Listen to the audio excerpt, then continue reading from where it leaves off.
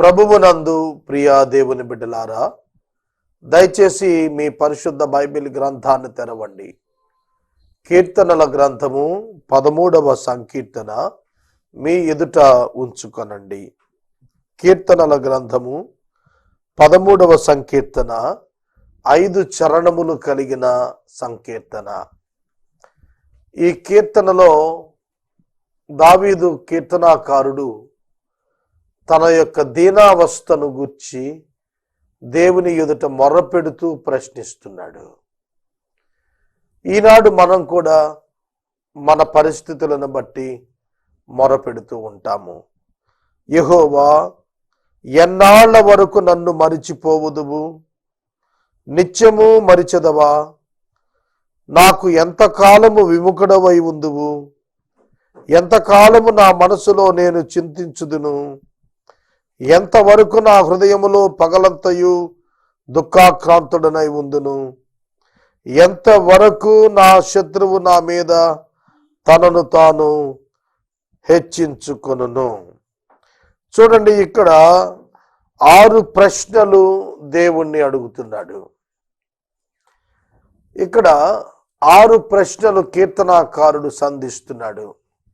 వాటిల్లో ఒక ప్రధానమైన ప్రశ్న, ఒకే థీమ్ ఏమిటంటే how long, how much time, ఎంత కాలము, ఎంత సమయము, ఎన్ని దినాలు. David is speaking about the time of his life. అతని జీవితంలోని సమయాన్ని గురించి మాట్లాడుతున్నాడు.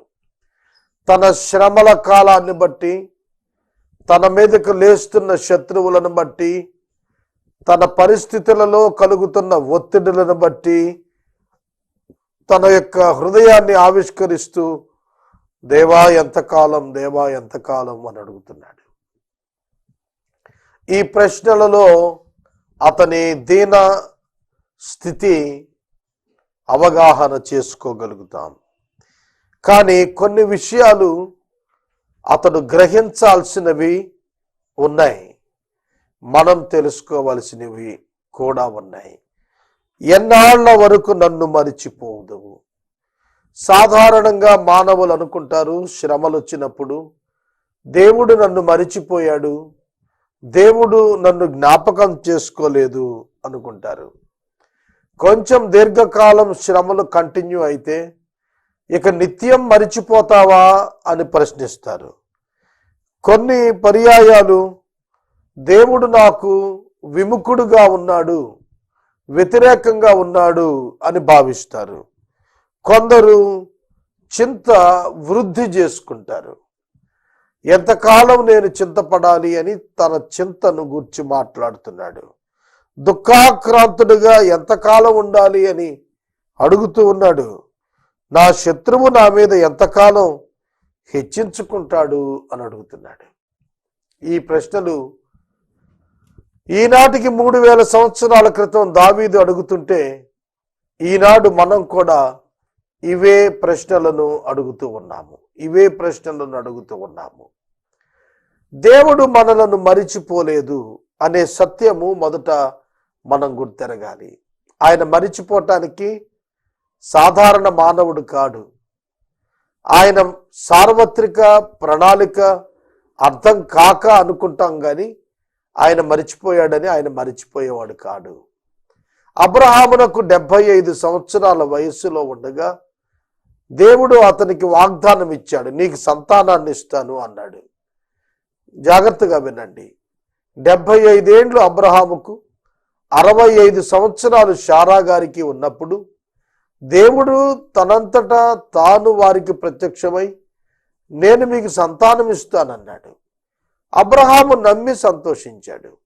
1 సంవత్సరం, 2 సంవత్సరాలు, 3 సంవత్సరాలు, 8 సంవత్సరాలు, 10 సంవత్సరాలు, 12 సంవత్సరాలు అయిపోయాయి, కానీ సంతానం లేదు.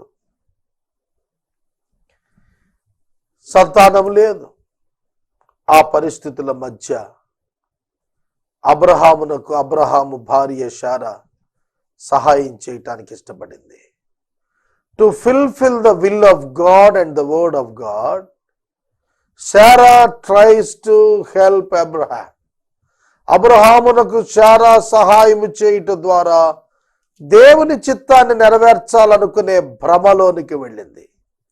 దేవుని చిత్తాన్ని నెరవేర్చడానికి దేవునికి మానవుల సహాయం అక్కర్లేదు. God's design is such.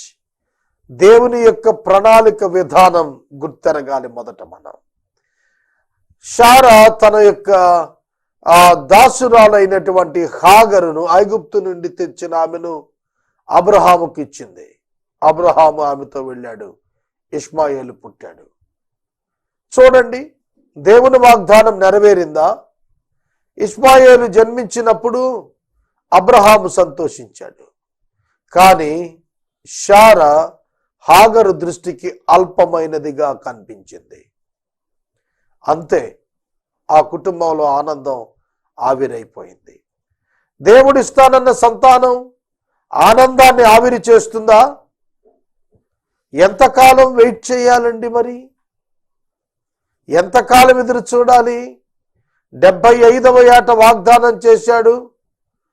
86వ ఏట అబ్రహామునకు సంతానంగా ఇష్మాయేలు వచ్చాడు. వింటున్నారా? అటువంటి సందర్భంలో ఆనందం రాలేదు. శారాకి ఆనందం రాలేదు, హాగరికి ఆనందం రాలేదు, అబ్రహాముకి దుఃఖమే కలిగింది, ఆనందం రాలేదు. మరి దేవుని చిత్తం నెరవేరినట్ల దేవుడు స్వయంగా మాట్లాడారు అబ్రహాముతో. ఆ కుమారుని పంపించేయమన్నాడు దేవుడు. పంపించేశాడు అబ్రహాము. మళ్ళా 12 సంవత్సరాలు అయిపోయాయి. అబ్రహామునకు 99 సంవత్సరాల వయస్సు, శారాకు 89 సంవత్సరాల వయస్సు. మమ్రేలో గుడారము దగ్గర ఎండవేళ కూర్చున్నటువంటి అబ్రహామునకు త్రిత్వ దైవ ప్రత్యక్షత కనపడ్డారు. అబ్రహాము ఆయనను ఇంటికి తీసుకుని పోయాడు. మంచి విందు చేశాడు. ఆ విందు అనంతరము దేవుడు అబ్రహాముతో మాట్లాడి, మీదటికి ఈ సంవత్సరానికి నీ దగ్గర కుమారుడు ఉంటాడని చెప్పాడు. 99వ సంవత్సరాన after 24 long years of period, God has promised again. మరలా తిరిగి దేవుడు అతనికి వాగ్దానం చేస్తున్నాడు. అబ్రహాము 24 సంవత్సరాలు ఇస్సాకు నిమిత్తం కనిపెట్టాల్సి వచ్చింది. Can we say that it is delayed? ఇది ఆలస్యం అయ్యింది అని మనము చెప్పగలుగుదామా? ఎంతకాలము మట్టుకు మమ్మను మరిచిపోయేదము. సోదరుడా, సోదరి, కొన్ని అనుభవాలు మన జీవితంలో ఏమనిపిస్తాయంటే, దేవుడు విముఖుడుగున్నాడు, దేవుడు మమ్మల్ని మర్చిపోయాడు, దేవుడు మమ్మల్ని విడిచిపెట్టేశాడు, దేవుడు మమ్మల్ని చూడటం లేదు అని అనుకుంటాం. అది తప్పు అవగాహన. మీకు సత్యం తెలియాలి. అదేమిటంటే, ఆయన మిమ్ములను తన అరచేతిలో చెక్కుకొని ఉన్నాడు. మిమ్ములను ఆయన తన అరచేతిలో చెక్కుకున్నాడు. He is watching you every time. ప్రతి సమయంలో ఆయన నిన్ను చూస్తున్నాడనేటువంటి విషయాన్ని నీవు గుర్తెరగాలి. ఆయన యొక్క కనుదృష్టి సంవత్సరాది మొదలు సంవత్సరాంతము వరకు యెరూషలేము పట్టణముపై ఉన్నది అని అంటున్నాడు. కనుక మనం గుర్తెరగాలి, ఆయన మనలను మరిచిపోలేదు అని. ఆయన వాక్యంలో సెలవిస్తున్నాడు. 121వ సంకీర్తనలో ఆయన చెబుతున్నాడు, నిత్యము ఆయన మనల్ని చూస్తూ ఉన్నాడు. నిత్యము ఆయన మనల్ని చూస్తున్నాడు. ఇది మొదలుకొని నీ రాకపోకలలో ఆయన తోడుగా ఉంటాడు అని అన్నాడు. కనుక ఎల్లవేళలా దేవుడు మనలను గమనిస్తున్నాడు, చూస్తున్నాడు, భరిస్తున్నాడు, అన్నీ చేస్తున్నాడు. కానీ మనమే గ్రహించలేకపోతున్నాం. ఆయన మనలను మరిచిపోయాడు అనుకుంటున్నాం. సంతోషం కలిగితే, విజయం కలిగితే దేవుడున్నాడు అనుకుంటున్నాం. దుఃఖం కలిగితే, ఓటమి పరిస్థితులు అగుపడితే దేవుడు విడిచిపెట్టాడు అనుకుంటున్నాం. అది సరి అయిన అవగాహన కాదు.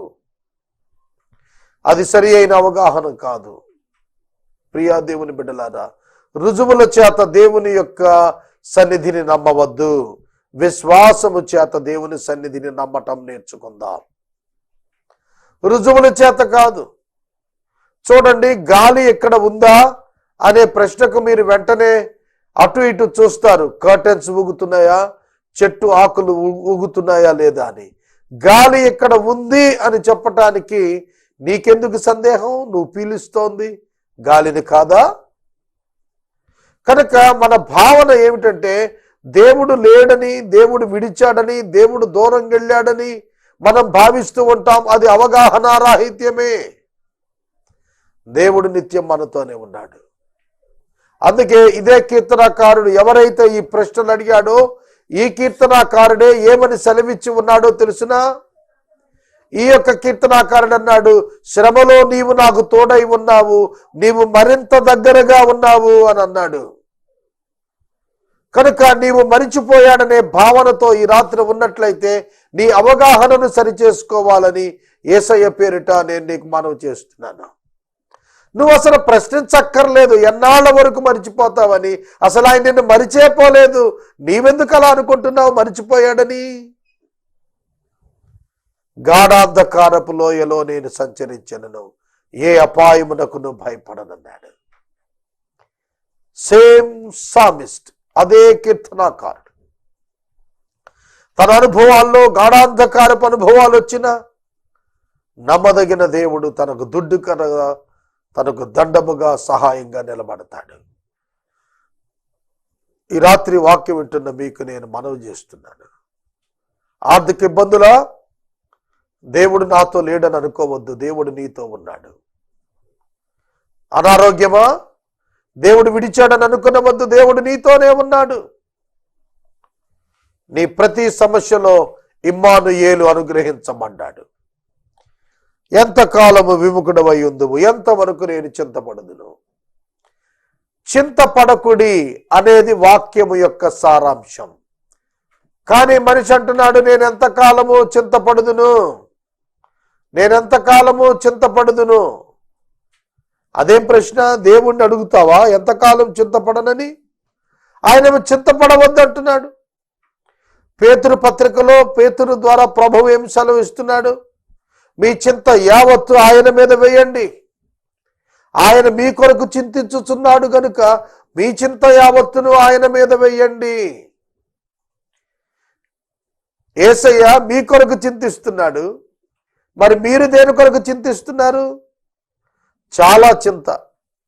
వివాహము వయసుకు కుమార్తె వస్తోంది అని అంటే చాలు తల్లిదండ్రులకు చింత. యవనస్తుడైన కుమారుడు నిరుద్యోగంతో ఉన్నాడు అని అంటే తల్లిదండ్రులకు చింత. వృద్ధాప్యంలో ఉన్నటువంటి తల్లిదండ్రులు అనారోగ్యానికి వచ్చేస్తున్నారంటే యవనస్తులైన బిడ్డలకు చింత. బందులు జరుగుతున్నాయి అనంటే విద్యార్థులకు చింత, క్లాసులు జరగవని. ప్రయాణికులకు చింత, వాహనాలు తిరగవని. కనుక వివిధ రకాలైనటువంటి చింతల చేత మానవుడు తన ఆనందాన్ని పోగొట్టుకుంటున్నాడు. కానీ ఒక కీర్తన ఏమని సెలవిస్తుంది? చింత లేనిక యేసు పుట్టాడని సెలవిస్తోంది. మానవుల యొక్క చింతలను తొలగించటానికే యేసుక్రీస్తు ఈ లోకానికి వచ్చాడు. మనుషుల యొక్క ప్రధాన చింత ఏమిటి? నరకానికి తీసుకుని వెళ్ళే పాపాన్ని గుర్చిన చింత. దాని నుండి విడుదల చెందటం కొరకైనటువంటి ప్రభావకరమైన ప్రాయశ్చిత్తార్థమైన విడుదల ప్రభువైన యేసుక్రీస్తు ద్వారా సాధ్యమయ్యింది. కనుక ఎన్నాళ్ళ వరకు నేను చింతపడాలి అని అంటే అది నీ అవగాహనపై ఆధారపడి ఉంది. అసలు చింత ఎందుకు పడాలి? జేబులో డబ్బు లేకపోతే చింత కదూ, ఇంటిలో ఆహారపు వస్తువులు కొరత వస్తే చింత, పండగకు బట్టలు లేకపోతే చింత. చింతపడాల్సిన పని లేదు. ఒకడు తను చింతించి తన ఎత్తు మూరడు పెంచుకొనగలడా? పెంచుకొనలేడు. ఏమి తిందుమా, ఏమి త్రాగుదుమా, ఏమి ధరించుకుందుమా అని మీరు చింతపడవలదు. యేసుక్రీస్తు ప్రభు చెబుతున్నారు, మీ వస్త్రం కంటే శరీరం, మీ తిండి కంటే మీ ప్రాణం ఇవి గొప్పవి. మీరు చింతపడవద్దు. ఈ రాత్రి నిన్ను ఏ చింతలు కమ్ముకున్నాయో, మనం మన ఇష్టాలు నెరవేర్చాలనుకుంటాం, మనం అహాన్ని సంతృప్తి చెందించాలనుకుంటాం. అందుకే మనలో చింత ప్రారంభం అవుతుంది. నేను ఎన్నాళ్ళ వరకు చింతపడాలి అంటే, శత్రువు తరుగుతుంటే చింత. ఎందుకండి చింత? ఏం జరగాలో అది దేవుడు జరిగిస్తాడండి. దేవునికి మహిమ వస్తుందండి. దేవుడు మనకు నేర్పిస్తాడండి. మనకెందుకు చింత? కొందరికి ఓడిపోతామేమో అనే చింత. ఎందుకు ఓడిపోతాం? దేవుడు మన పక్షమున ఉండగా మనకు విరోధి ఎవరు? నీతిమంతుడు 7 మార్లు పడినా తిరిగి లేస్తాడని చెప్పిన మాట మనం ఎందుకు గుర్తుపెట్టుకోలేకపోతున్నాం? కనుక నీ చింత వద్దు. నువ్వు పడ్డావు, చింతపడకు. దేవుడు తిరిగి లేపుతాడు నిన్ను. బలహీనంగా ఉన్నావా? భయపడకు. దేవుడు నిన్ను బలపరుస్తాడు. సమస్యల మధ్య కొట్టాడుతున్నాననే చింతలో ఉన్నావా? దేవుడు జవాబిచ్చే దేవుడు ఉన్నాడు, కనికరించే దేవుడు ఉన్నాడు. నీవు అనుకున్నవి అనుకున్నట్టుగా జరగాలి అని ఎప్పుడైతే అనుకుంటావో అప్పుడే చింతలు నిన్ను ఆవరిస్తాయి. సోదరుడా, సోదరి, చాలామంది క్రైస్తవులు సభలు పెట్టి ప్రార్థన చేస్తారు. ప్రభువా, వర్షాకాలంలో సభ పెడతాడు, వర్షం రానియదు ప్రభువా అని ప్రార్థన చేస్తాడు. ఏమిటి చింత? వర్షం వస్తే ఏమిటి? అదే పెద్ద పెద్ద పోస్టర్లు వేసి అంటించినప్పుడు వర్షం వచ్చినా మనం ప్రార్థనకి వెళ్దామని ఎందుకు అంటించవు? అంటే ప్రార్థనకు వర్షానికి ఏమిటి ఆటంకం? వర్షం లేనప్పుడే స్తుతిస్తావా? వర్షం ఉంటే స్తుతించలేవా? యోబు అన్న మాటలు జ్ఞాపకం చేసుకుందాం. యెహోవా ఇచ్చాడు, యెహోవా తీసుకొని పోయాడు, యెహోవా నామానికి స్తుతి కలుగును గాక అన్నాడు, మహిమ కలుగును గాక అన్నాడు. వర్షం వస్తే ఏమిటి? బిల్లీ గ్రాహం గారి యొక్క క్రూసేడ్స్లో వర్షం జోరున పడుతుంటే కొన్ని లక్షల మంది గొడుగులు వేసుకుని నిలబడి వాక్యం విన్న దృశ్యం నేను టీవీలో చూశాను. వాళ్ళేం కృంగిపోలేదే, ఆర్గనైజర్స్ ఏం భయపడిపోలేదే. కనుక మనుషులు చింత. మందిరాలు ప్రారంభిస్తున్నారు చాలా మంది నిర్మాణం కొరకు, అది పూర్తవటం లేదని ఒక చింత. అవుతుంది. యెరూషలేము మందిరాన్ని గురించి 46 సంవత్సరాలు కట్టారే, దీన్ని నువ్వు 3 దినాల్లో పడగొట్టి లేపుతావా అని ప్రశ్నించారు యేసు ప్రభువుని. జెరుబ్బాబెలు నాయకత్వంలో కట్టబడినటువంటి మందిరం ప్రారంభించబడిన తర్వాత 13 సంవత్సరాలు నిలిచిపోయింది. They won't feel shy for that. వాళ్ళు దాని కొరకేం సిగ్గుపడలేదు, తిరిగి నిర్మాణం చేశారు. కనుక మనం అనుకున్నవి, మనం అనుకున్న కాలములో, మనం అనుకున్న సమయంలో, మనం అనుకున్న విధానములో, మనం అనుకున్న పనులు అనుకున్నట్టు జరగాలి అనే ఆలోచనలో నీ ఉన్నంత కాలము నిన్ను చింత ఆవరించేస్తుంది. జాగ్రత్త. దేవునికి మహిమ. నీ జీవితంలో చింతలను ఎదుర్కొనట ద్వారా దేవునికి మహిమ రావాలి. చాలా మంది తమ వస్తువులు ఇతరులు వాడుకోవటానికి ఇస్తే అరిగిపోతాయేమో అనే చింత కాదు. చాలా విచిత్రంగా ఉంటుంది మానవుని యొక్క జీవితం. మనుషులు గుర్తెరగాలి, చింత లేదు. యేసుక్రీస్తునందున్నవాడు చింత పడనక్కరలేదు దేని కొరకు కూడాను. నీకు ఫలానాది దొరకలేదు కదా అని చింత పడవద్దు. ఎందుకంటే దేవుడు నీ కొరకు దాచినదే నీకు ఇస్తాడు. దేవుడు నీ కొరకు అనుగ్రహించినది the best one for you forever. ఎల్లప్పటికీ అది నీకు ఆనందదాయకమైనటువంటిదే ఆయన నీకు ఇస్తాడు. కనుక ఎన్నడూ చింత పడవద్దని మనవి చేస్తున్నాను. అది ఎంతకాలము నా హృదయంలో పగలంతా దుఃఖక్రాంతుడనై ఉండాలి. Why should you cry? ఎందుకు ఏడవాలి? ఒక మనిషి నాది పోయింది అనే భావనతో ఏడుస్తాడు. నా సింహాసనం పోయింది, నా కుటుంబం పోయింది, నా ఆరోగ్యం పోయింది, అన్నీ నావి నావి నావి. When you are trying to own the things you will cry. నీవు ఏడుస్తావని నేను మనవి చేస్తున్నాను. ఏది నీది? అన్నీ అనుగ్రహించబడినవే. తల్లి గర్భమున ఒక చిన్న రవంతగా ఉన్నప్పుడు దేవుని కన్నులు నిన్ను చూచాయి. నువ్వు పెద్దవాడు అయ్యావు, గర్భం నుండి బయటకు వచ్చావు, ఒక కుటుంబంలో ఉన్నావు. నువ్వు పెద్దవాడు అవుతూ వచ్చావు, అన్నీయూ దేవుని చేత అనుగ్రహించబడ్డాయి నీకు. Then why you are crying and what for you are crying? ఎందుకు నువ్వు ఏడుస్తున్నావు? దేని కొరకు నువ్వు ఏడుస్తున్నావు? మగ్దలేన మరియ ఏడుస్తోంది. యేసుక్రీస్తు ప్రభు పునరుద్ధారుడయ్యారు. ఆ స్థలంలో మగ్దలేన మరియ ఆయనను కనుగొనలేదని ఏడుస్తోంది. ఆమె ఏడ్పుకు కారణము యేసు శవం కనపడకపోవటం. She is crying. ఆవిడ ఏడుస్తోంది. తోటమాలి అనుకొని ఆయననే ప్రశ్నిస్తోంది, అయ్యా యేసు శవం ఎక్కడుండాలి? అది నాకు ఇచ్చేస్తే నేను మోసుకెళ్ళిపోతాను. ఏం మోసుకెళ్ళాలనుకుంటోంది? శవాన్ని మోసుకెళ్ళాలనుకుంటుంది. కానీ యేసు పునరుద్ధానుడయ్యాడని ఆమె గుర్తెరగలేకపోతుంది. కనుక ఈనాడు నువ్వు ఎందుకు ఏడుస్తున్నావు? ఎందుకు ఏడుస్తున్నావు? దేని కొరకు ఏడుస్తున్నావు? నీ హృదయాన్ని నీవు సిద్ధపరుచుకో. ఏది నీది కాదు. వివాహం చేసుకుంటాం సంతోషంగా.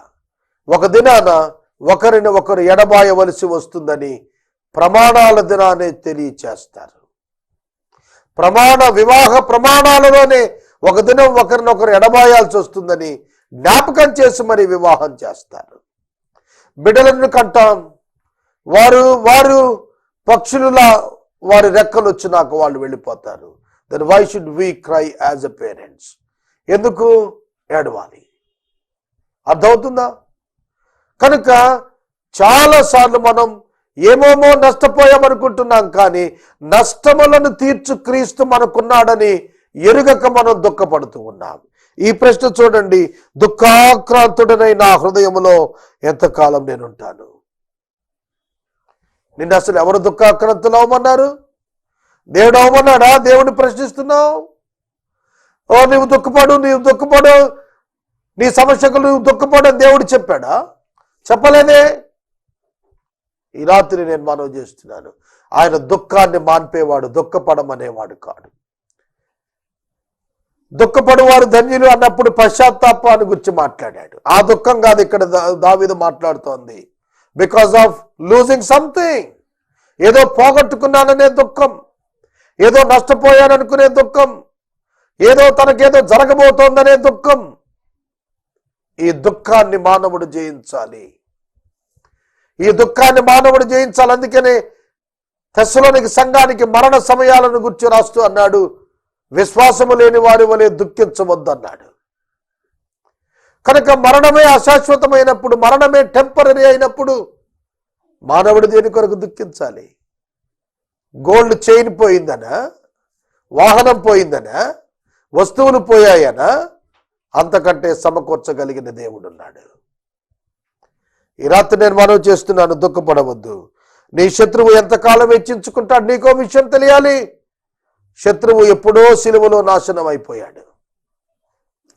టెంపరరీ విక్టరీ, తాత్కాలికమైన విజయాన్ని ఆస్వాదిస్తాడు శత్రువు.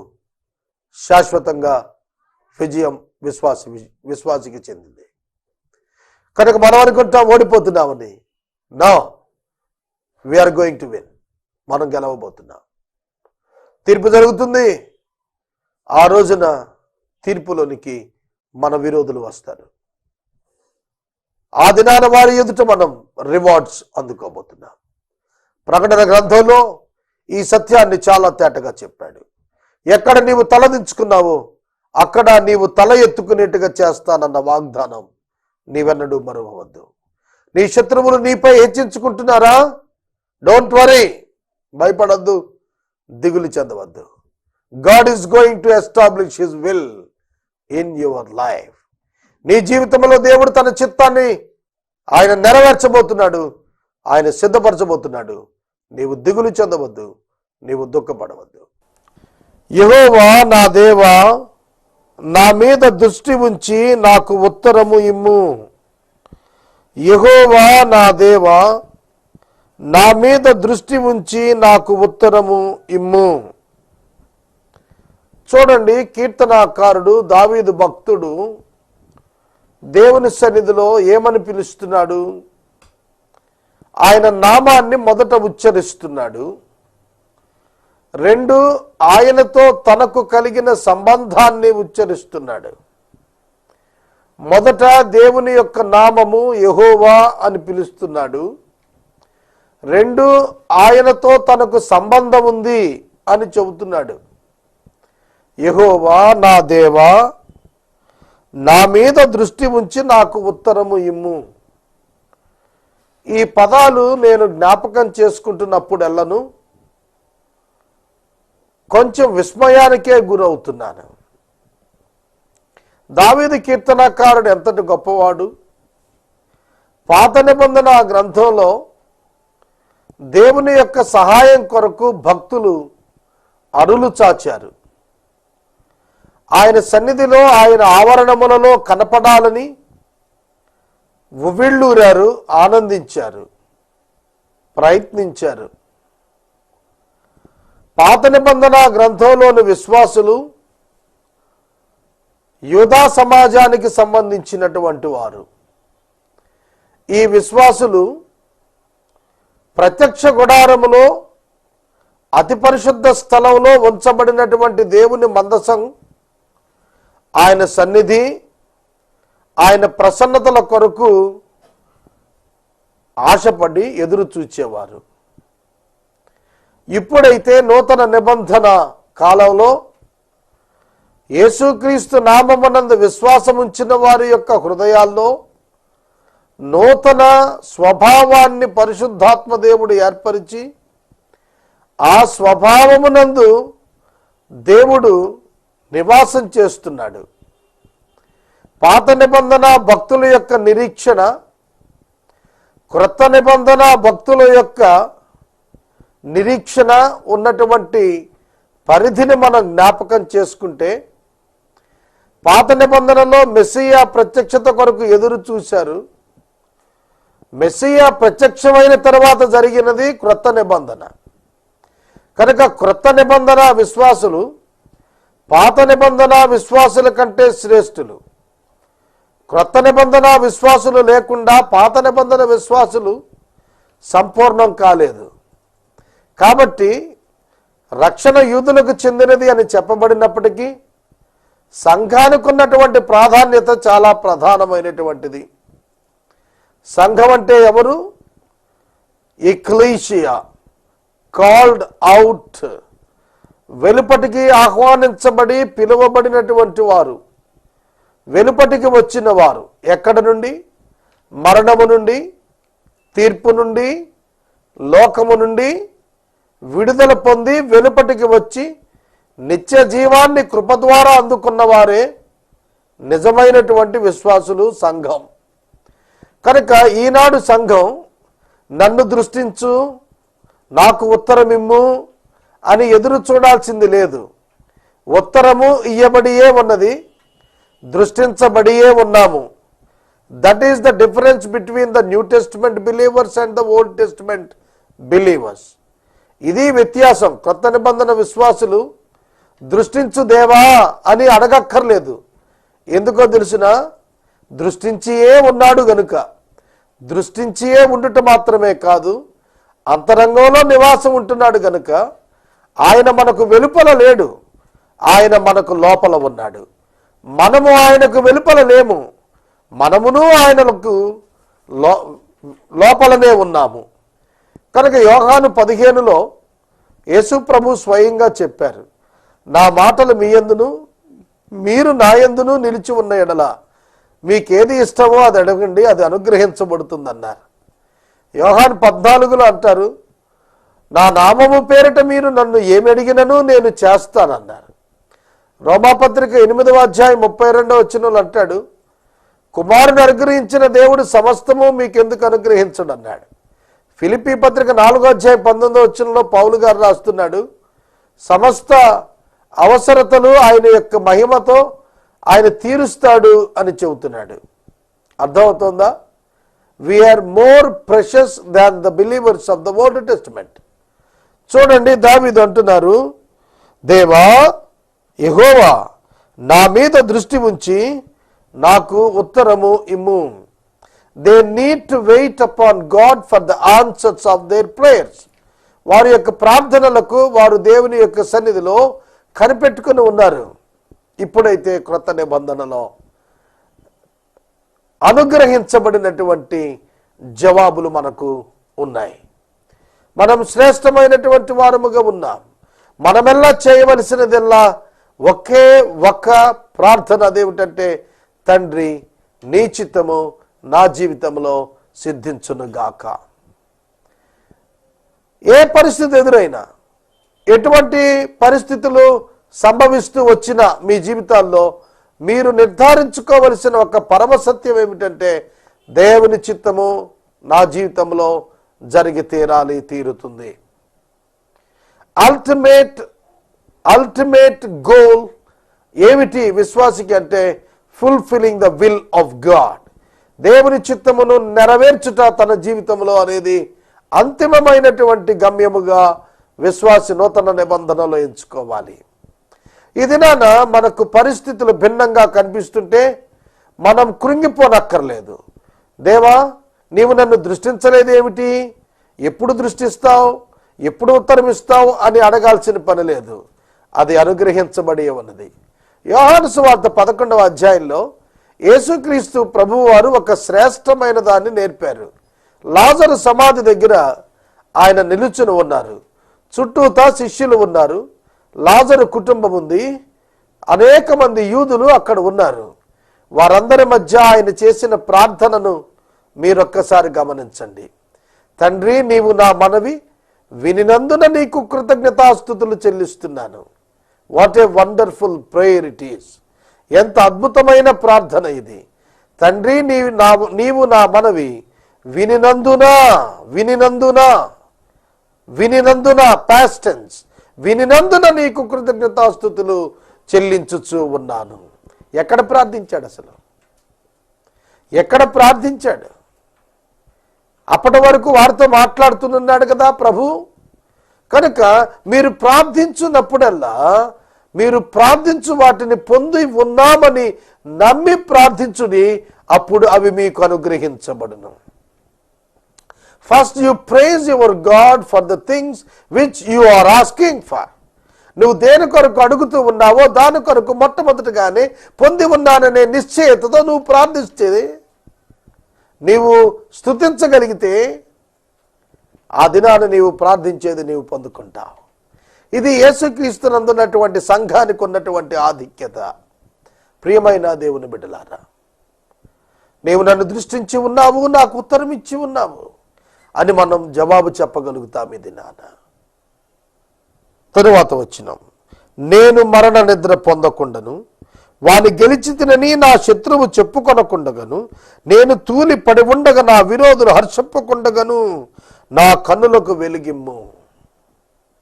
119వ సంకీర్తనలో మన పాదములకు దీపం, మన కన్నులకు వెలుగుగా ఏది చెప్పబడింది? దేవుని వాక్యమే. కనుక దేవుని వాక్యము సంపూర్ణముగా ఇవ్వబడింది. క్రొత్త వాక్యం ఏమీ ఎవరికి ఇవ్వబడదు, బడనేరదు. ఈ సత్యం మనం గుర్తెరగాలి. చాలా మంది ఈ దినాల్లో అనుకుంటున్నారు, ఇప్పుడు దేవుడు మాకు కలలో కనపడి ఈ ఊరు వెళ్ళమంటాడు, ఈ స్థలానికి వెళ్ళమంటాడు, ఈ మనిషితో ఇట్లా ఉండమంటాడు అని చెబుతాడనే అనుకుంటున్నారు. భ్రమపరుచు ఆత్మతో భ్రమపడేటువంటి పరిస్థితులకు అట్టి వారు లోనవుతారు. గ్రహిస్తున్నారా? దేవుని చిత్తము తనదైన విధానములో నీ జీవితంలో దేవుడే నెరవేర్చుకుంటాడు.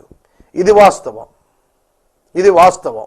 అనేక సందర్భాల్లో నేను గమనించాను, మన ఊహకు అందని విధానంలో ఆయన తన కార్యాలను సఫలం చేసి మరి మన చెంతకు తీసుకుని వస్తాడు. ఒక ఉదాహరణ బైబిల్ నుంచి చూపిస్తాను. మీరు అబ్రహాము యొక్క సేవకుడైన ఎలియాజరు యొక్క ప్రయాణం, ఇస్సాకునకు రెబెకాను తీసుకుని వచ్చేటువంటి ప్రయాణం గురించి ఒక్కసారి ఆలోచించండి. బయలుదేరినప్పుడు ఎలియాజరుకి ఏం తెలుసు? అబ్రహాం ఒక్కటే చెప్పాడు, నీ ముందుగా దూత వెళతాడు, అది తెలుసు. 2, నిన్ను ఖచ్చితమైన చోటకు నడిపిస్తాడు, అది కూడా తెలుసు. ఖచ్చితమైన వ్యక్తి దగ్గరికి నువ్వు వెళతావు, అది కూడా తెలుసు. ఆ వ్యక్తిని నువ్వు తీసుకుని వస్తావు, అది కూడా తెలుసు. కనుక ఎలియాజరు తను అనుకున్నట్లుగా ముందుకు నడుస్తూ వెళుతున్నాడు. ఖచ్చితంగా దేవుని యొక్క ప్రణాళికలో ఉన్నటువంటి కన్యక యొద్దకు అతడు నడిపించబడ్డాడు. That is the way how God leads a believer. That is the way how God leads a believer. ఒక విశ్వాసిని దేవుడు నడిపించేటువంటి విధానం అది మన కన్నులకు ఆశ్చర్యం, మన మనసుకు అందేది కాదు. కాబట్టి God will take care of the things on his own. ఆయన సొంతంగా ఆయన యొక్క విధానములో మన పనులను ఆయన చక్కదిద్దగలిగిన వాడు, చక్కబెట్టేటువంటి వాడు. He is on the job. దేవుడు మన పక్షంగా పనిచేస్తున్నవాడు. ఈ రాత్రి నేను మనవి చేస్తున్నాను, ప్రియ సహోదరుడా, సహోదరి, నీ శత్రువు నీ మీద హర్షింపకుండా, తూలిపడకుండా, మరణ నిద్ర నీవు పొందకుండా, శత్రువు గెలిచాడని చెప్పుకొనకుండా, this all are the human thoughts. ఇలాంటివి నాకు కూడా చాలా ఉండేవి. వీ షుడ్ విన్, మనం గెలవాలండి, మనం ఓడిపోకూడదు. మన శత్రువులు మన మీద అస్సలు గెలవకూడదండి. అంతేకాదు మనం చనిపోకూడదు. ఇవన్నీ మన ఆలోచనలు. దావీదు యొక్క జననం ఎరిగిన దేవుడే దావీదు యొక్క మరణాన్ని గురించి కూడా ఎరిగిను. దావీదు తన మరణం ఎప్పుడో తనకు తెలియక తాననుకుంటున్నాడు, నేను మరణ నిద్ర నొందకుండా అని. మరణ నిద్ర ఎప్పుడు దావీదు నొందాలనేది ఎవరి చేతుల్లో ఉంది? దేవుని చేతుల్లో ఉంది. అతనిని తరిమిన సౌలు చేతిలో లేదు, అతనిపై కుట్ర చేసిన అహీతోపెలు చేతిలో లేదు, కుట్రకు బలైనటువంటి అబ్షాలోము చేతుల్లో కూడా లేదు, ఫిలిస్తీయుల చేతుల్లోనూ లేదు. దేవుని చేతిలో దావీదు యొక్క ప్రాణం ఉంది. That he should know. అది అతనికి తెలుసుకుని ఉండాల్సిందే. మిగతా కీర్తనలో చెప్పాడులేండి, నా ప్రాణం నీ చేతుల్లో ఉంది, నాకేమీ భయం లేదని. కనుక ఈ పర్టిక్యులర్ సామ్ కీర్తనలో తన యొక్క మానసిక భావన పరిస్థితిని బట్టి మాట్లాడేస్తున్నాడు. నేను మరణ నిద్ర నొందకుండగను. మరణ నిద్ర నొందితే ఏమిటి నష్టం? What is the loss for a believer? For his physical death nothing. చూడండి, నాకు ఇప్పుడు 45 సంవత్సరాలు. నేను ఈ 45వ సంవత్సరంలో మరణ నిద్ర నొందితే then what is the loss for me? ఏమిటి నాకు నష్టం? పౌలు అన్నాడు, నాకు లాభమే అన్నాడు. బ్రతుకున్న నా మట్టుకైతే క్రీస్తే, చావైతే నాకు లాభం అన్నాడు. It is the profit for a believer to receive the physical death. విశ్వాసికి శారీరక మరణము ఆశీర్వాదము, లాభమే తప్ప నష్టం కాదు. దావీదు పాత నిబంధన కాలంలో భక్తుడు గనుక అతని అభ్యర్థనలు ఈ విధంగా ఉన్నాయి. నేను నిద్ర నొందకుండగను, మరణ నిద్ర నొందకుండగను, నా శత్రువు నన్ను గెలిచాడని చెప్పుకొనకూడదు, నా శత్రువు నన్ను గెలిచాడని చెప్పుకొనకూడదు. అసలు ఎందుకు గెలుస్తాడు? కొలసీ పత్రిక 2వ అధ్యాయం మీరు చదవండి, చివరి వరకు చదవండి. యేసుక్రీస్తు ప్రభువు మన శత్రువుని సిలువలో ఓడించేశాడు. ఇక మన శత్రువు మన మీద గెలవడం ఏమిటి? Unless until God allows devil or Satan or enemy to overcome you, it cannot do anything to you. మన జీవితాల్లో దేవుడు అనుమతినిస్తేనే తప్ప ఏది సంభవించదు అనే విషయం విశ్వాసి ప్రప్రథమంగా గుర్తెరగాలి. This is the basic foundation. ఇది మొట్టమొదట మనం తెలుసుకోవాల్సినటువంటి ప్రాథమికమైనటువంటి విధి. సోదరుడు, సోదరి, నా శత్రువు నన్ను గెలవకుండగను, గెలిచానని చెప్పుకొనకుండాను అంటే ఏంటి? ఇన్సల్ట్గా ఫీల్ అవుతున్నాడా? చాలా సందర్భాల్లో మనకు కూడా అలా అనిపిస్తుంది. నేను ఈ దినాల్లో అట్లాంటి కండిషన్ మధ్య వెళ్ళాను. మీకు విషయం చెప్పనా? నేను ఏ వాక్యం చెబుతున్నానో ఆ స్థితిగతుల గుండా నా లైఫ్ వెళుతున్నట్లుగా చాలా సందర్భాల్లో నేను గుర్తెరగగలిగాను. ప్రియమైన దేవుని బిడ్డలారా, సోదరుడా, సోదరి, చాలా సందర్భాల్లో నేనే వాక్యం చెబుతున్నానో ఆ ఎక్స్పీరియన్సెస్ గుండా నేను వెళ్ళాను. మనం ఓడిపోకూడదు. Then who said? ఎవరు చెప్పారు నువ్వు ఓడిపోతావని? అసలు ఎందుకు అవిశ్వాసపడుతున్నాం మనం? అసలు ఎందుకు ఓడిపోతాం మనం? అసలు ఓడిపోం. దేవుడు ఎన్నడూ మనల్ని ఓటమికి అప్పగించడు. మనం క్రొత్త నిబంధన విశ్వాసం జయించుటకే పిలువబడ్డాం. యవనస్తులారా, మీరు బలవంతులు, మీరు జయించి ఉన్నారు అని అన్నాడు. ప్రకటన గ్రంథంలో జయించు వారికి జీవవృక్ష ఫలాన్ని ఇస్తానన్నాడు. కనుక జయము కొరకు ఏర్పరచబడిన క్రైస్తవుడు అపజయాన్ని గురించి భయపడక్కర్లేదు. భౌతిక విషయాల్లో అప్ అండ్ డౌన్స్, ఎత్తుపల్లాలు ఎన్నడూ నిన్ను నిరాశకు గురి చేయాల్సిన పని లేదు. అలాగున నీవు పరిస్థితులను బట్టి మోటివేట్ చేయబడకూడదు. విశ్వాసాన్ని బట్టి బలపరచబడాలి తప్ప పరిస్థితులను బట్టి నీవు చంచల మనస్కుడుగా ఉండకూడదు. అది బైబిల్ మనకు నేర్పిస్తోంది. నేను తూలిపోయి ఉండగా నా విరోధులు హర్షించకుండా. తూలిపోవటం ఏమిటి? కొత్త నిబంధనలోని విశ్వాసులు పడుట అయినను లేచుట అయినను యజమానుని పనియే. It is the risk of God, it is the problem of God. దేవునిదండి విషయం, మనదేమిటి? మనం ఆయన చేతిలోని ఆయన ప్రియమైన బిడ్డలం. చిన్నపిల్లలను చూడండి, వారి సమస్తమును గురించి వారి తల్లిదండ్రులు ఎట్లా శ్రద్ధ తీసుకుంటారో, వారి ఆహారం, వారి పానీయము, వారి వస్త్రాలు, వారి యొక్క పడక, వారి యొక్క ప్రయాణం, వారి యొక్క పనులు, వారికి కావలసిన సమస్తం సమకూర్చబడతాయి తల్లిదండ్రుల చేత. New Testament believers are like that. క్రొత్త నిబంధన విశ్వాసులు ఆ విధమైనటువంటి వారు అని నేను మనవి చేస్తున్నాను. మీరు కొండ మీద ప్రసంగ పాఠం మీరు పరిశీలించి చూసుకోండి. దేవుడు మిమ్మలను తన శ్రద్ధ తీసుకుంటున్నాడు. దేవుడు విశ్వాసులను తన బిడ్డలనుగా ప్రకటించి వారి పోషణ, వారి ప్రతిబాధ్యత తాను స్వీకరించి నడిపించనయ్యున్నాడు. అది కొత్త నిబంధన విశ్వాస యొక్క ఆధిక్యత. విరోధులు హర్షింపకుండా, ఏమీ భయపడద్దు. విరోధులు హర్షిస్తున్నారంటే అది వారి అవివేకం, అమాయకత్వం. ఏమని హర్షిస్తారు? ఏమిటి నష్టం? ఒక పనిలో మనం వెనకంజి వేసామనుకోండి, then what is the loss for us? ఏమిటి మనకు నష్టం? ఒక చాలా పెద్ద మీటింగ్ పెట్టాం, గాలి తుఫాన్ వచ్చి టెంట్లన్నీ పడిపోయాయి, పబ్లిక్ రాలేకపోయారు, కరెంటు పోయింది, డబ్బులంతా వృధా అయిపోయాయి. Then what is the loss? ఏమిటి నష్టం? గాలి దేవుడిచ్చింది కాదా? వర్షం దేవుడిచ్చేది కాదా? సాతానిస్తాడా? దేవుని చిత్తం అలా ఉంది. దేవునికి స్తోత్రం. దేవుని చిత్తం అలాగునున్నది. దేవునికి స్తోత్రం. మనం నష్టపోలేదు. ఒకవేళ ప్రజలు తెలియని వారు అనుకుంటున్నారేమో మనం నష్టపోతామని. నష్టపోలేదు. ఏలియా భక్తుని దేవుడు రాజు ఎదుట నిలబెట్టాడు. అదే ఏలియా భక్తుని విధవరాలు ఎదుట కూడా నిలబెట్టాడు. కాబట్టి మనము దేవుని అర్థం చేసుకోవాలి, దేవుని ప్రణాళికను అర్థం చేసుకోవాలి తప్ప నేను తూలిపోయినప్పుడు, నా శత్రువులు హర్షించినప్పుడు డజంట్ మ్యాటర్, ఏమీ సమస్య లేదు. చూడండి, పేతురు గారు చెరసాలలో వేయబడ్డాడు. కుంగిపోయాడా? సిగ్గుపడిపోయాడా? శుభ్రంగా గుర్రు పెట్టి నిద్రపోయాడు. అపోస్తుల కార్యములు 12వ అధ్యాయం చూడండి.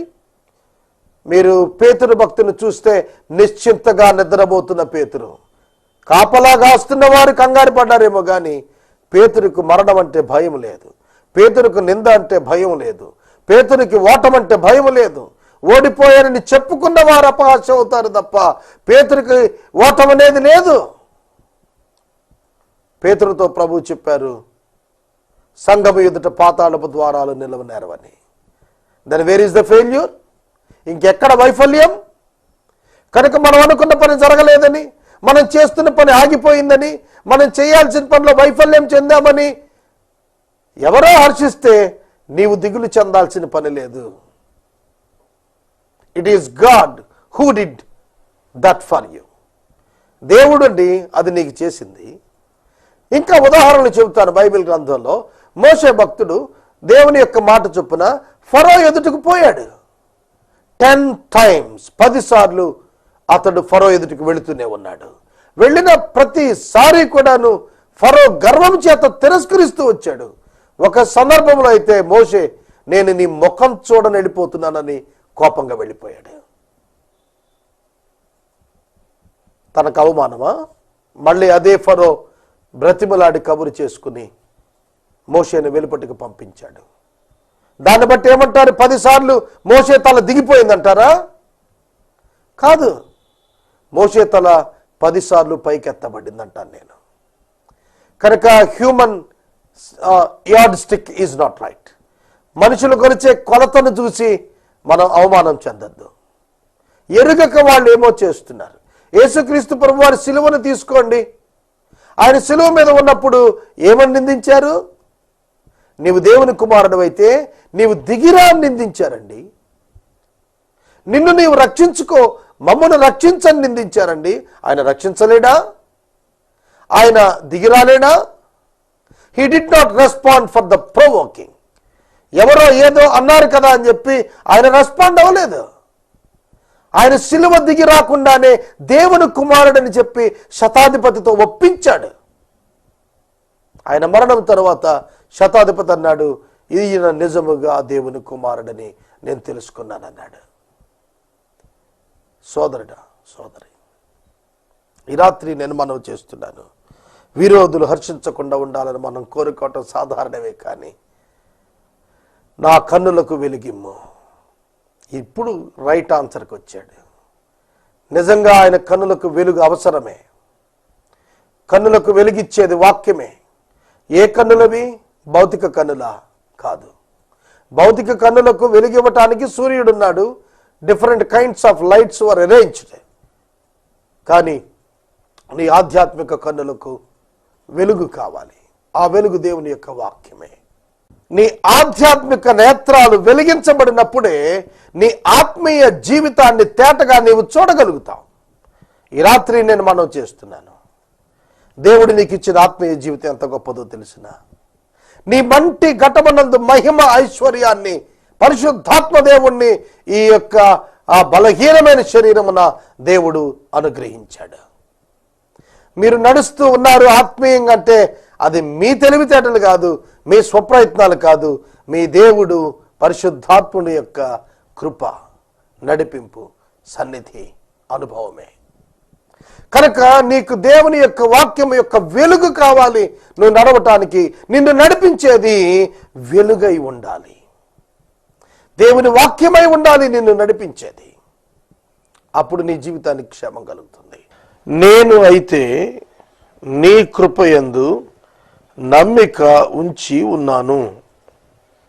నేను అయితే నీ కృపయందు నమ్మిక ఉంచి ఉన్నాను.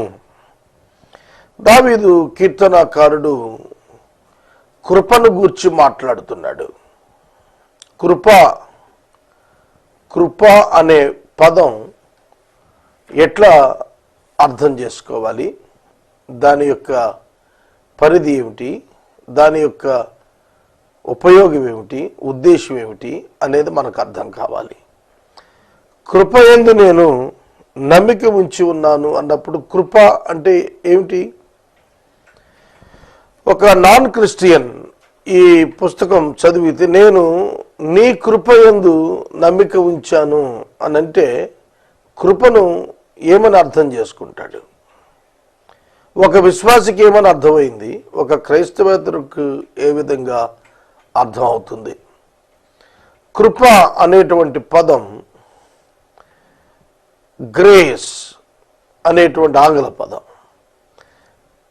చూడండి, ఈ కృప అనేటువంటి పదాన్ని మనం చూసినప్పుడు అన్మెరిటెడ్ ఫెలో, ఏ విధమైన యోగ్యత లేని వానికి అనుగ్రహించబడినటువంటి ఉన్నతమైనటువంటి ఆశీర్వాదం కృప. యోగ్యత గలవానికి ఇచ్చేది గొప్పతనం కాదు, యోగ్యత లేని వానికి దేవుడు అనుగ్రహించాడు. చూశారు, తన నిత్యరాజ్యం అర్హత లేనివాడిని ఎన్నిక గలవానిగా చేయటం అనే దాని వెనుక దేవుని యొక్క స్వభావ లక్షణం కృప. కనుక గాడ్స్ గ్రేస్, దేవుని కృప అనే పదం ఎప్పుడు వాడుతాం?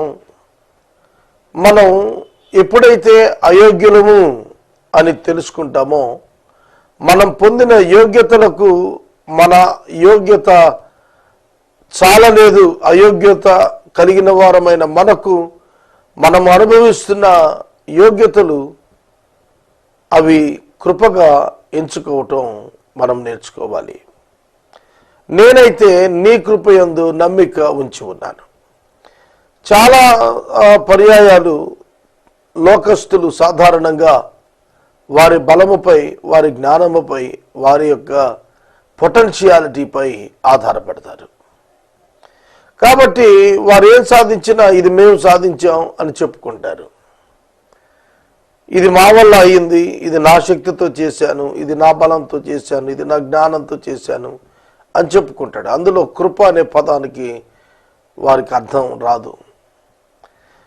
చూడండి, కృపయందు నమ్మిక ఉంచాను అన్నాడు. కృపయందు నమ్మిక ఉంచడం అంటే దేవుని యొక్క ప్రణాళిక ప్రకారంగా దేవుడు మనుషులను ఏర్పరచుకున్నది దేని చేత అంటే కృపచేతనే. కృపచేతనే దేవుడు తన నిమిత్తం మనుషులను ఏర్పాటు చేసుకున్నాడు. ఎఫెసీ పత్రిక 1వ అధ్యాయం 6వ వచనం దగ్గరకు వచ్చేటప్పటికి, తన ప్రియుని యందు తాను ఉచితముగా మనకు అనుగ్రహించిన తన కృప మహిమకు కీర్తి కలుగునట్లు అన్నాడు. కనుక ఎఫెసీ సంఘానికి పౌలు రాస్తున్నప్పుడు విశ్వసించినటువంటి వాడు కృప ద్వారా పొందినటువంటి, కృపచేత పొందినటువంటి రక్షణ ఉంది చూశారు. ఈ ప్రణాళికను గురించి మాట్లాడుతున్నప్పుడు కృపకు మహిమ అని అన్నాడు. కృపా మహిమకు కీర్తి అన్నాడు. కృపా మహిమ ఎవరిది? దేవునిది. కనుక కీర్తి ఎవరికి? దేవునికి. దేవుడు తన కృపా మహిమకు కీర్తి కలిగేటట్లుగా చేసుకున్నాడు ఈ ప్రణాళిక అన్నాడు. కనుక దేవుడు కృపకు ఇస్తున్న ప్రాధాన్యత ఏమిటి? కనుక జగత్తు పునాది వేయబడక మునుపు కృపా మహిమకు కీర్తి కలిగేటట్లుగా ఆయన ఆలోచన చేశాడట. కృపా మహిమకు కీర్తి కలుగున్నట్లుగా ఆయన ఆలోచించాడు, ఆయన ప్రణాళిక చేశాడు, ఆయన తీర్మానాలు చేశాడు, ఆయన నిర్ణయాలు చేశాడు, ఆయన సృష్టిని చేశాడు. కనుక ప్రభువైన యేసుక్రీస్తునందు మనము పరిశుద్ధులముగా, నీతిమంతులుగా ఉండి ఆయన కొరకు ఏర్పరచబడిన వారికి ఉండాలి అని దేవుడు అనుకోవటమే కృప. అన్మెరిటెడ్ హ్యూమన్ బీయింగ్స్, యోగ్యత లేని మానవులం మనం. మానవుడు, ఆది మానవుడు దేవుడు ఇచ్చిన ఏకైక ఆజ్ఞ తిరస్కరించి, దేవుని తిరస్కరించిన వాడుగా ఆ పండు తినడం వలన పాపము చేశాడు. తన యొక్క హృదయంలో దేవుని మాటను అంగీకరించక అవిశ్వాసంతో పాపం చేశాడు, పాపిగా మారిపోయాడు. కాబట్టి అటువంటి స్థితిలో ఉన్నటువంటి మానవుణ్ణి తిరిగి యేసుక్రీస్తు ద్వారా తనతో సమాధానపరుచుకుని తన రాజ్యానికి వారసుడిగా చేసుకోవాలనే దైవ ప్రణాళిక జగత్తు పునాది వేయబడక మునుపుంది. దాన్నే కృప అని అన్నారు. కనుక దావీదు దేని యందు నమ్మిక ఉంచాడంటే తన జ్ఞానం మీద కాదు, తన బలం మీద కాదు, తన యొక్క సైనిక బలం మీద కాదు, తన యొక్క పరివారం యొక్క బలం మీద కాదు. దావీదు దేవుని కృప యందు నమ్మిక ఉంచాడు. నేనైతే అన్నాడు అంటే యాజ్ ఫర్ మీ, నా వ్యక్తిగతంగా అని అర్థం వస్తుంది. నా ఇష్టానుకూలంగా, నా హృదయపూర్వకముగా, నా పూర్తి చిత్తముతో నేనైతే కృపయందు నమ్మిక ఉంచాను. అనగా నథింగ్ బట్ గాడ్ హిమ్సెల్ఫ్. కృప అనే పదం ఎప్పుడు వినిపించినా అది దేవునికి చెందినటువంటిది కనుక దేవుని చేత అని అర్థం చేసుకుందాం. కనుక దేవుడు కృప చేత విశ్వాసులకు కావలసినటువంటివన్నీ ఇస్తూ ఉన్నాడు. రోమాపత్రిక మనము 5వ అధ్యాయం చివరి భాగాన్ని కనుక మనం చూసినట్లయితే ఆయన కృప ఎటువంటిది అనేది పౌలు గారు రాస్తూ వచ్చాడు.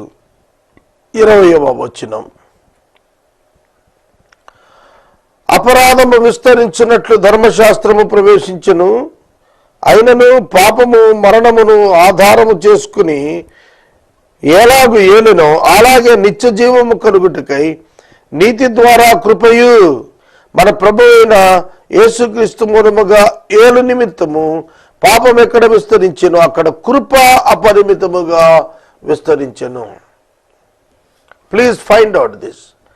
పాపము ఎక్కడ విస్తరించెనో అపరిమితముగా కృప అక్కడ విస్తరించెను. నీతి వలన, నీతి ద్వారా కృప, నీతి ద్వారా కృప, నిత్య జీవానికి కృప, నీతి ద్వారా కృప. కనుక గాడ్స్ రైచియస్నెస్ అనేటువంటి ఈ గుణలక్షణం నుంచి వచ్చిన ఉత్పత్తి కృప. ఆయన నీతిమంతుడు గనుక ఆయన నీతిమంతులనుగా తీర్చటానికి కృపను ఆయన సిద్ధపరిచాడు. కనుక కృప అనేటువంటి మాట పాపులను నీతిమంతులనుగా ఉచితంగా తీర్చేది. అర్థమవుతుందా? ఎఫెసీ పత్రిక 2వ అధ్యాయం 8వ వచనాన్ని చదువుతాను చూడండి. ఎఫెసీ పత్రిక 2వ అధ్యాయం 8వ వచనం. మీరు విశ్వాసము ద్వారా కృపచేతనే రక్షించబడి ఉన్నారు, ఇది మీ వలన కలిగినది కాదు, దేవుని వరమే. ఇది మనుషుల వలన కలిగినది కాదు, not because of the merit of the human being but of the grace of the God. దేవుని కృప వలన మనకు అనుగ్రహించబడినదే తప్ప మానవుని యొక్క గొప్పతనం వలన కాదు. కృపచేత రక్షణ కలుగుతుంది, విశ్వాసం ద్వారా అది అప్లై అవుతుంది. కనుక మ్యానుఫ్యాక్చరింగ్ యూనిట్ గ్రేస్ అయితే డిస్ట్రిబ్యూషన్ యూనిట్ ఫెయిత్. కనుక దేవుడు రక్షించేది కృపచేతనైతే అది మనుషుడు పొందుకునేది విశ్వాసం ద్వారా. Through faith by grace. విశ్వాసం ద్వారా కృపచేత రక్షణ వస్తుంది, నిత్య జీవం వస్తుంది. కనుక కృప నీతి ద్వారా కలుగుతుంది. నీతి దేవుని యందే ఉన్నది కనుక నీతిమంతుడైన దేవుని నుండి మాత్రమే కృప వస్తుంది. కనుక కృప యొక్క ఉద్దేశం ఏమిటంటే అన్మెరిటెడ్ ఫెలోని మెరిటెడ్గా తీర్చిదిద్దటం, అయోగ్యుడైన వాడిని యోగ్యత కల్పించటం. అందుకనే మన కొరింథీ సంఘానికి పౌలు గారు రాస్తున్నప్పుడు మీలో అనేకులను పిలిచిన పిలుపు చూడుడి, చాలా తేటగా రాశాడు. మీలో దేవుడు అనేకులను పిలిచిన పిలుపు చూడండి. మొదటి పత్రిక 1వ అధ్యాయము 27వ వచనంలో వ్రాయబడిన మాట, సహోదరులారా ఆయన మిమ్మల్ని పిలిచిన పిలుపు చూడుడి, లోకరీతిగా గనులనైనను జ్ఞానులనైనను వంశపు గొప్పవారినైనను ఆయన పిలవలేదు గాని ఏ శరీరయు దేవుని ఎదుట అతిశయింపక ఉండునట్లు జ్ఞానులను సిగ్గుపరచుటకు లోకంలో ఉండి వేరే వారిని దేవుడు ఏర్పాటు చేసుకున్నాడు. బలవంతులైన వారిని లోకములో బలవంతులైన వారిని సిగ్గుపరచుటకు లోకములో బలహీనులైన వారిని దేవుడు ఏర్పాటు చేసుకుని ఉన్నాడు. ఎన్నికైన వారిని వ్యర్థం చేయుటకు లోకములో నీచులైన వారిని, తృణీకరింపబడిన వారిని, ఎన్నికలైన వారిని దేవుడు ఏర్పరచుకుని ఉన్నాడు. This is the grace. చూడండి, బలవంతులను, జ్ఞానవంతులను, ధనవంతులను, జ్ఞానవంతులను, ఎన్నిక గల వారిని ఏర్పాటు చేసుకునేదట. వారందరినీ సిగ్గుపరచడానికి బలహీనులను, జ్ఞానము లేని వారిని, నీచులను, ఎన్నికలైన వారిని ఆయన ఏర్పాటు చేసుకున్నాడు అన్నాడు. ఇది కృప అంటే. 32వ సంకీర్తనలో కీర్తనాకారుడు చెబుతున్నాడు, తన అతిక్రమమునకు పరిహారము నొందినవాడు, తన పాపమునకు ప్రాయశ్చిత్తము నొందిన నరుడు ధన్యుడు అన్నాడు. నొందినవాడు, చేసుకున్నవాడు కాదు, పొందినవాడు అంటే ఉచితంగా పొందినటువంటి వాడు. యెషయా గ్రంథంలో చెబుతాడు 45వ అధ్యాయంలో 25వ వచనంలో, నేనే నా చిత్తానుసారముగా నీ అతిక్రమములను నీ పాపములను తుడిచివేస్తున్నాను అని చెప్పాడు. ఇది కృప అంటే. నేనే, నా అంతట నేనే, not because of your prayers, not because of your repentance, not because of your achievements or virtues, దేని చేత కాదు, నేనే నా చిత్తానుసారముగా మీ పాపములను తుడిచివేస్తూ ఉన్నాను.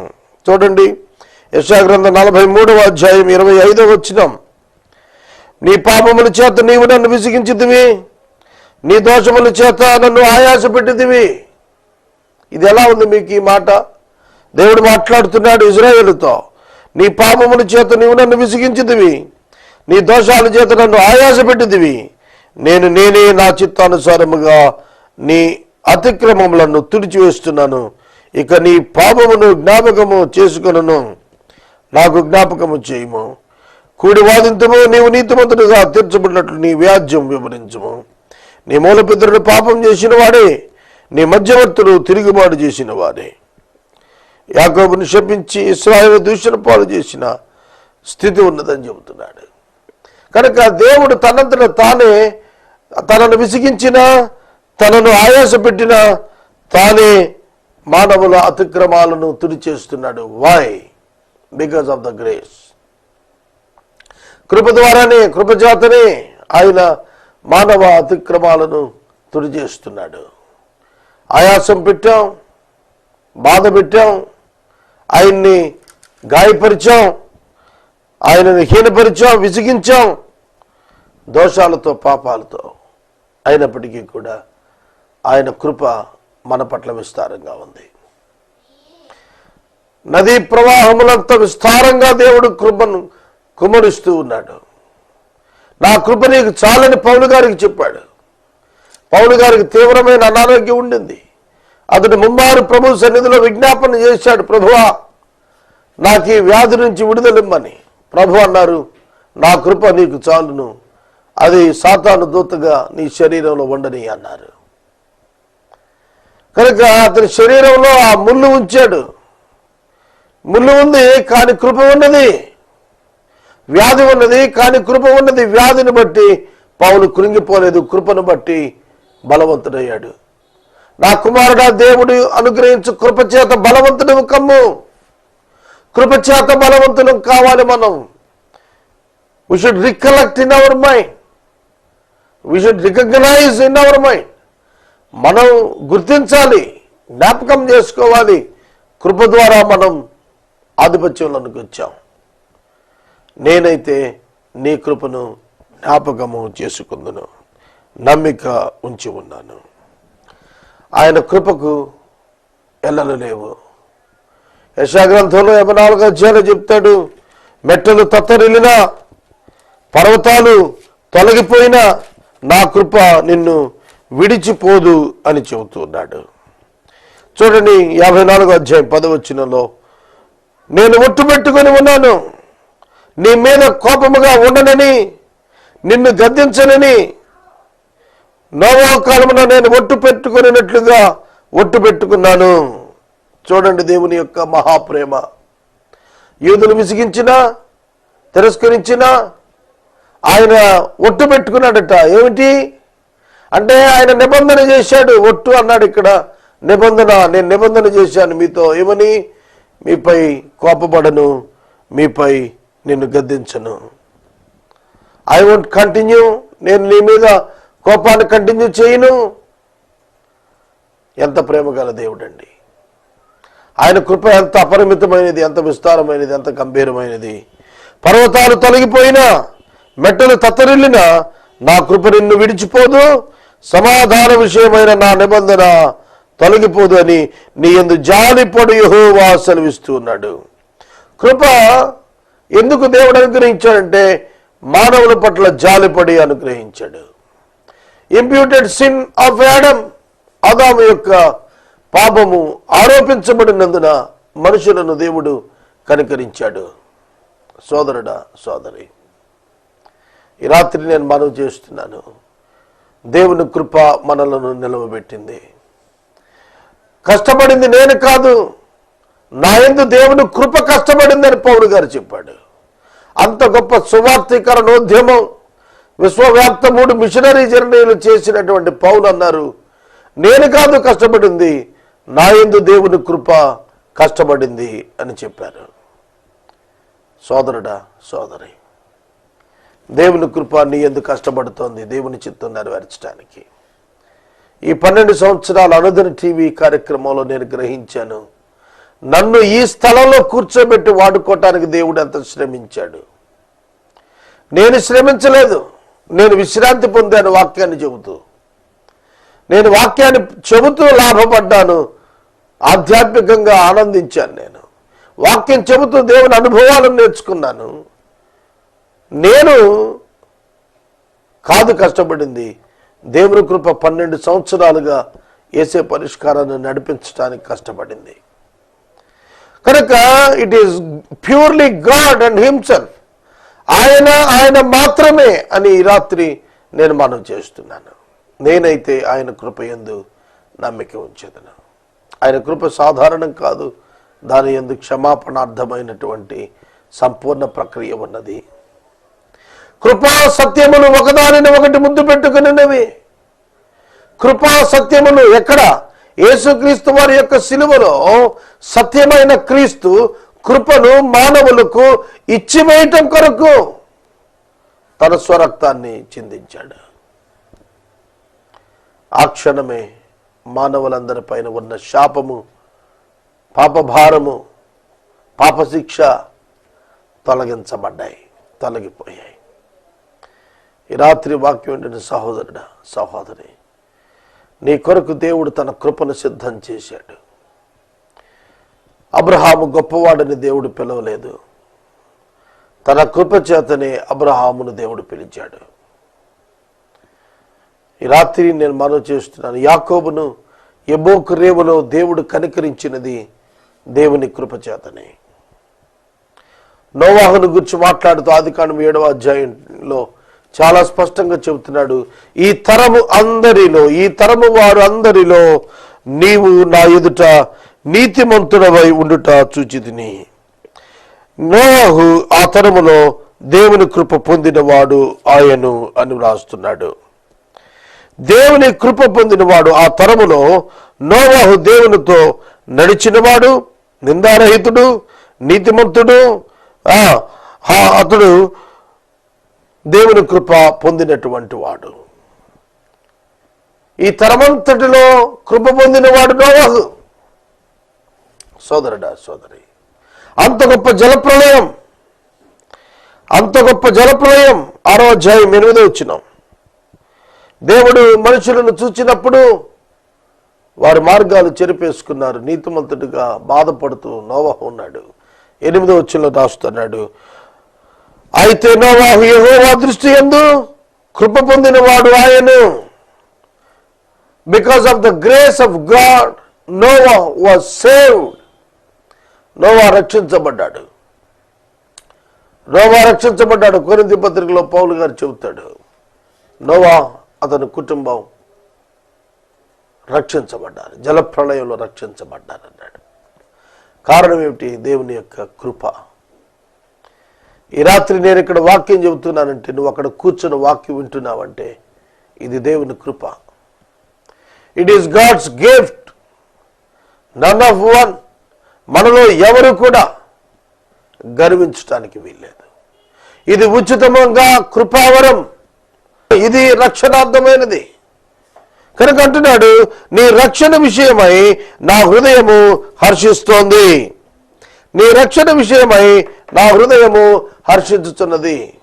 కృప ద్వారా రక్షణ కలుగుతోంది కాబట్టి రక్షణను బట్టి హర్షించాలి. మూర్ఖులకు ఈ తరము వారికి వేరే మీరు రక్షణ పొందండి అని చెప్పాడు. అవును, అపోస్తలుల కార్యములు అందరూ అంటారు, దేవుడు ఆ దినములో చూచి చూడనట్టు ఉండెను గాని ఇప్పుడైతే అందరూ అంతటా మారు మనసు పొందవలనని నియమించి ఉన్నాడు, ఆజ్ఞాపించి ఉన్నాడు. God commanded. న్యూ టెస్టమెంట్ టైమ్స్లో, క్రొత్త నిబంధన కాలంలో దేవుడు ప్రతి ఒక్క మనిషి రక్షించబడాలని కోరుతున్నాడు. తిమోతికి పౌలు గారు రాస్తున్నప్పుడు చెప్పాడు, సత్యమును గుర్చిన అనుభవ జ్ఞానం కావాలి అన్నాడు. రక్షణను గుర్చిన అనుభవ జ్ఞానం కావాలన్నాడు. మనుషులందరూ రక్షించబడటం కొరకు దేవుడు తన కుమారుని లోకానికి పంపించాడు. కనుక ఆ కృపను చేతముని యేసుక్రీస్తు వారు ఈ లోకానికి వచ్చారు. ఆయన నామమునందు విశ్వాసం ఉంచడం ద్వారా రక్షణ కలుగుతుంది. ఆ రక్షణను బట్టి మీరు హర్షించగలుగుతారు. హర్షించదను. Rejoice in God because of the salvation given by God freely. ఉచితముగా దేవుని చేత అనుగ్రహించబడిన రక్షణ పొందిన మనము ఆనందించాలి, సంతోషించాలి. దావీదు సంతోషిస్తున్నాడు. నేను ఆయన నాకు చేసిన మహోపకారాలు బట్టి ఆయన కీర్తిస్తున్నాను అన్నాడు. మహా ఉపకారం ఏమిటంటే సాల్వేషన్. అన్ని ఉపకారముల కన్నా గొప్ప ఉపకారము పాప క్షమాపణ ఉచితంగా పొందటం అండి. ధర్మశాస్త్రం ప్రకారం పాప క్షమాపణ కొరకు బలులు ఎన్ని ఇచ్చారు, అర్పణలు, పెనాల్టీస్ ఎన్ని చేశారు. ఈనాడు అవేమి లేవు మనకు. యేసు నామమునందు విశ్వాసం ఉంచితే చాలు, ఉచితంగా దేవుని యొక్క రక్షణ మనకు ఇవ్వబడుతోంది. ఉచితంగానే దేవుని రక్షణ మనకి ఇవ్వబడుతోంది. ఉచితంగా పరిశుద్ధాత్మ దేవుడు అనుగ్రహించబడుతున్నాడు. ఉచితంగానే కృపావరాలు అనుగ్రహించబడుతున్నాయి. ఉచితంగానే నీ బాధ్యత అంతా దేవుడు తీసుకుంటున్నాడు. నీవు పాపమును విడిచావని కాదు, ఆయనను అంగీకరించావని. ఆయనను అంగీకరించావు కనుక నువ్వు పాపాన్ని విడవాలని